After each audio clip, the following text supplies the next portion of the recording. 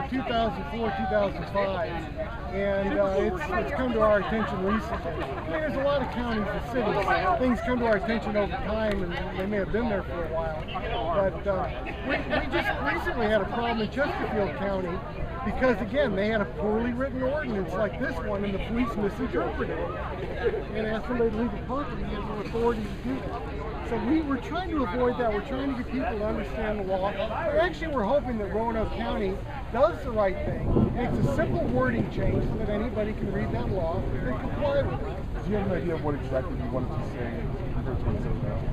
Well, we just want, basically, they cannot ban the law, otherwise lawful carry of firearms. There's no need to imply in there that they can. They can control hunting and they can control shooting, but that's it. And they're making it vague, and we think they're making it vague because they're trying to discourage people from carrying. Is this a cookout or protest or cookout style? It's both. It's more partly because they didn't. The law was worded poorly. We're in a park, making sure the message gets out. With we have 100 people coming today, all going to be carrying. We're getting the message out, and we also have a good time when we get together. VCDL has picnics around the state during the summer. It's a great opportunity to meet fellow Roanokeans. What's your opinion about the government being, pro-gun or anti-gun, or what do you think about the government? Well, Roanoke's a surprising area. You would think, being more rural out this way, that they would be much stronger on guns than they are. But in some ways, we've had better luck with big cities than we have down in Roanoke. So I'm not too surprised that Roanoke County did this. I think they could go a ways to be more gun friendly, which is an important constitutional right. What is next for your organization after today? Well, the next thing we've got is, I mentioned we had a problem in Chesterfield County, so we're working on Chesterfield County right now to get their ordinance fixed. And then we'll probably have a picnic in their park because it dealt with parks again. Similar problem. They had a badly worded ordinance, and somebody was legally carrying and they asked them to leave.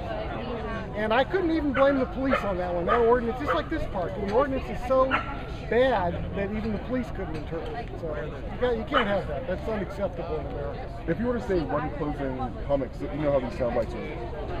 What is the main thing that you want this viewers? This is going to come on at 6 o'clock. What's the main thing you want the viewers to know? We want viewers to know that they are protected if they want to lawfully carry a gun in a park in Roanoke County.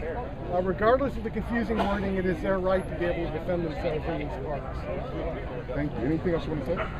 No, I don't think so. Want to do a man in the street thing? Sure. Man in the street? Yeah. That's like guns in the street. I'm just casually walking down the street, happened to stumble on. He summed it up nicely, so hey, how you doing? So this will be brief. And since for the editor, just state your first name and last name.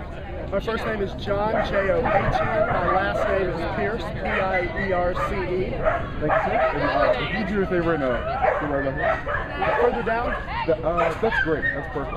Okay. What is your concern? My concern?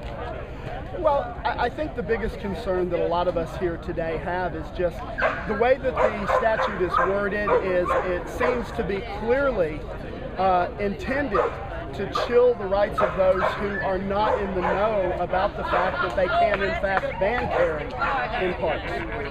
And what, in terms of your rights as a U.S. citizen, what do you want to say about that? Well, as a U.S. citizen, obviously the Second Amendment sets a floor below which the states can't go after the McDonald ruling. Here in Virginia, obviously, we have state constitutional provisions and then state statutory provisions that raise that bar significantly. So what we're trying to do here is just continue the incremental raising of that bar in Virginia, because Virginia is such a wonderful state on civil rights, certainly where guns are concerned. Anything else you want to say? I'd like to encourage everyone who watches this to go to vcdl.org and consider joining. Awesome. Thank you. Thank you. Good job.